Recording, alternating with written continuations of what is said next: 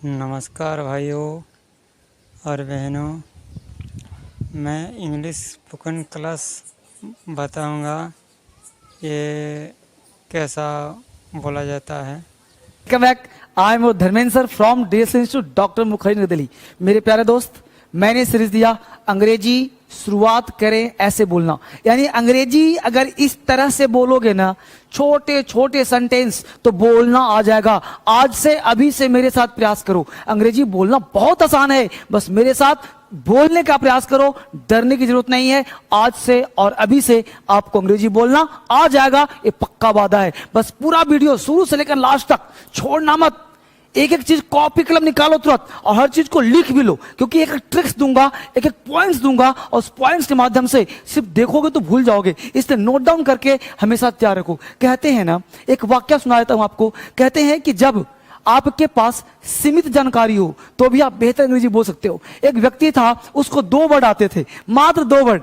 हाँ, और 2 वर्ड में वो अंग्रेजी बढ़िया बोल लेता था। लोग समझते थे कि बढ़िया अंग्रेजी बोलता है। जैसे वो व्यक्ति बाजार गया और वहां पे किसी को हिंदी नहीं आती थी, वो बिला चला गया था, वो अंग्रेज जैसा बिहेव कर रहा था, वो इंग्लैंड चला गया और उसे 2 ही वर्ड आते थे, एक हाउ मच और एक टू मच। एक हाउ मच और एक टू मच। वो बाजार गया, बाजार में दुकानदार से पूछा हाउ मच, दुकानदार ने बताया कीमत, इसने कहा टू मच।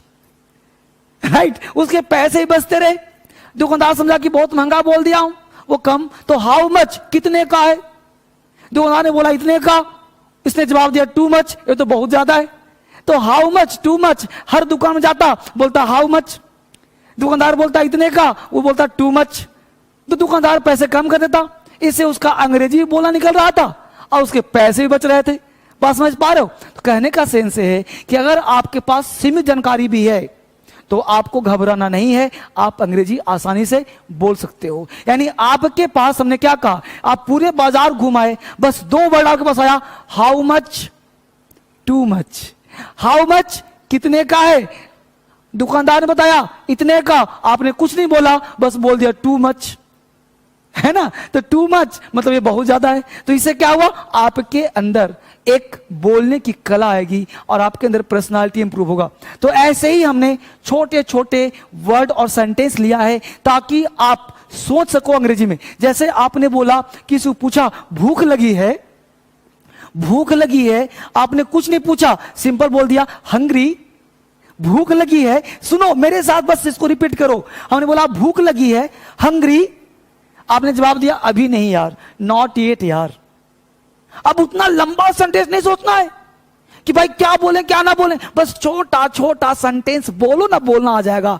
भूख लगी है, हंग्री, अभी नहीं, नॉट येट। अकेले हो, अकेले हो, अलोन, अलोन, हाँ यार, यस, हाँ है तो यस, नहीं है तो नो। अगर क्वेश्चन ही पूछेंगे, मान लो आपको बनाना नहीं आ रहा कि आर यू अलोन, तुम अकेले हो, note I am not alone, I am not a single. तो आप जो भी बोलना चाहते हो, अभी नहीं, अकेले हो, अलोन, बस एक वर्ड से पूरा सेंटेंस बन जाता है। बस बोलने का प्रयास करना है। अकेले हो, अलोन, हाँ, यस, ठीक है, ओके, ठीक है यार, ओके यार, आर गेटिंग?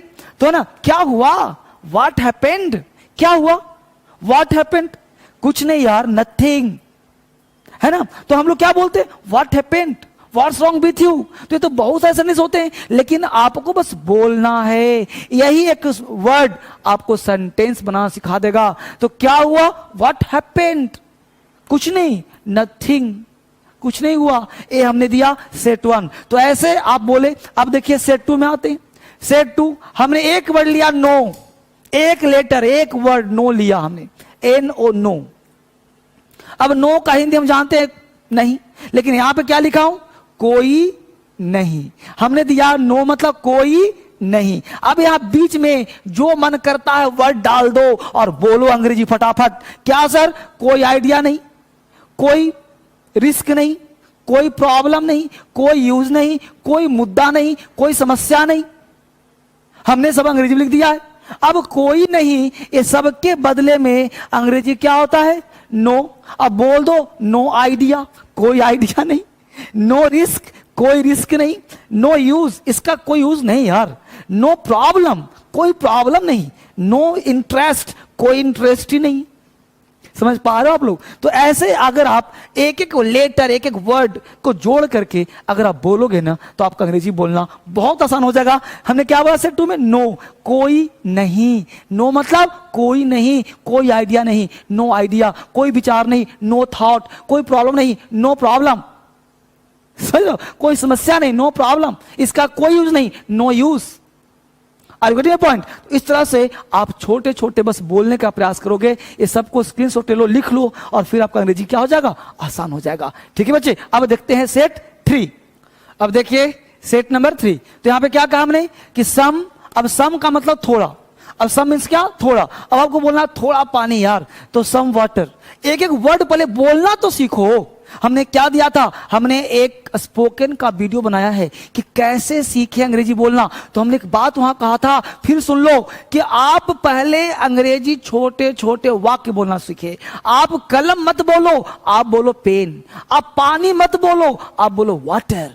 आप कलम मत बोलो, पेन बोलो, वाटर बोलो, कॉफी बोलो, टी बोलो, चाय मत बोलो, मैन बोलो, बॉय बोलो, गर्ल बोलो, सर। इस तरह से आप अंग्रेजी पहले बोलने का प्रयास करो। चम्मच न बोल के स्पून बोलो। तो इससे क्या होगा कि धीरे धीरे अंग्रेजी से प्यार बढ़ जाएगा, प्यार बढ़ जाएगा, बोलना आ जाएगा, समझना शुरू हो जाएगा। जैसे हमने कहा सम, अब सम का मतलब थोड़ा या थोड़ी। जैसे बोलना हो थोड़ा पानी, सम वाटर।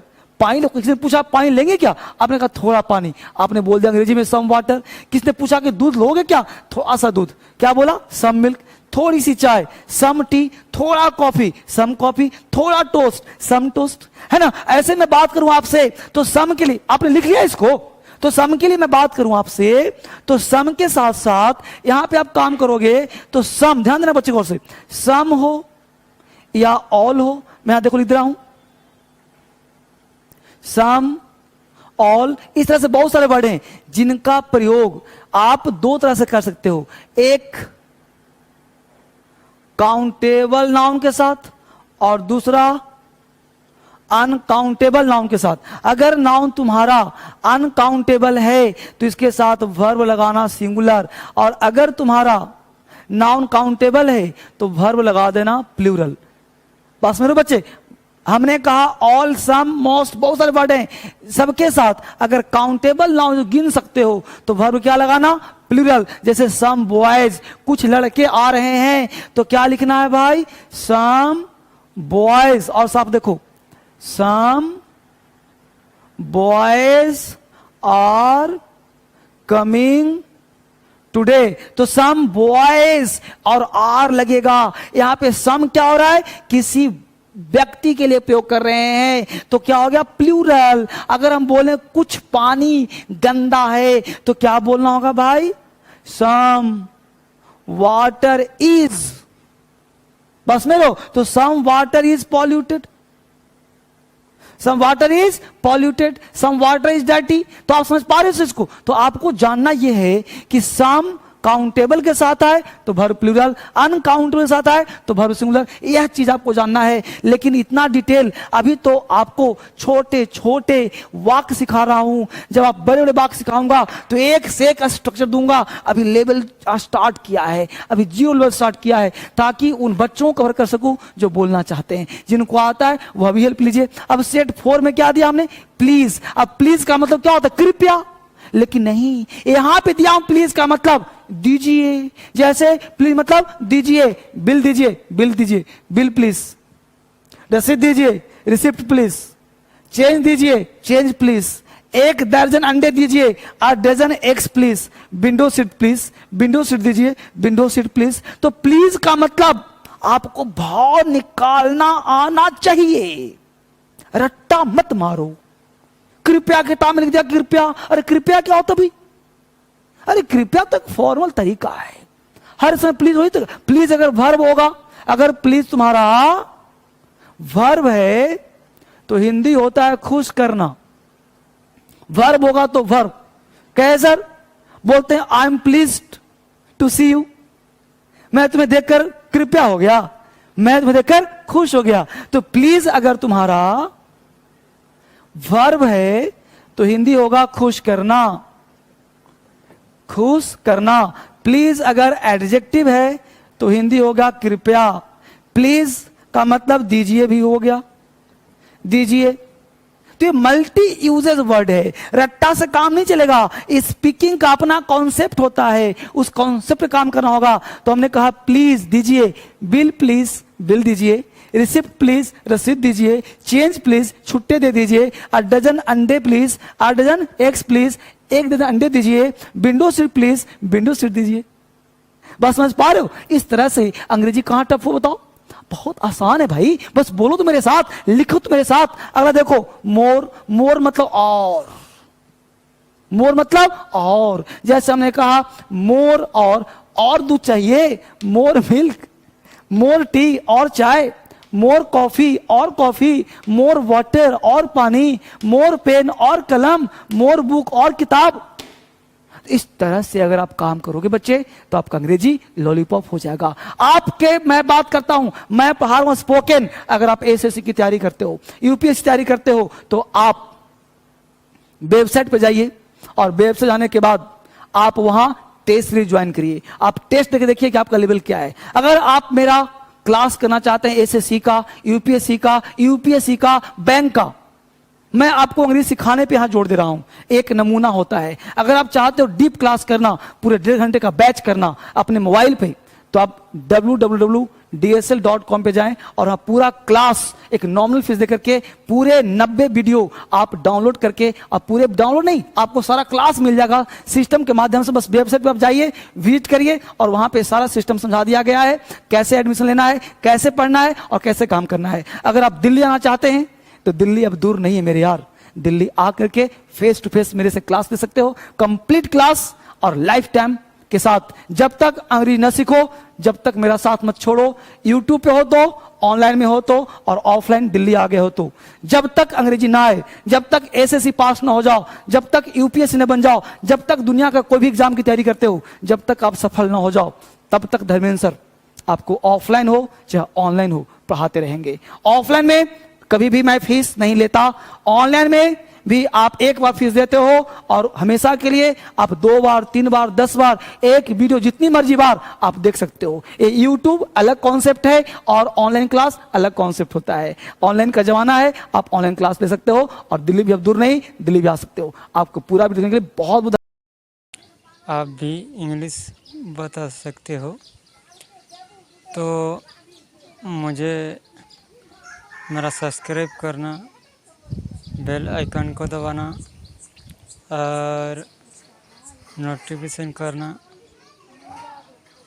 बस।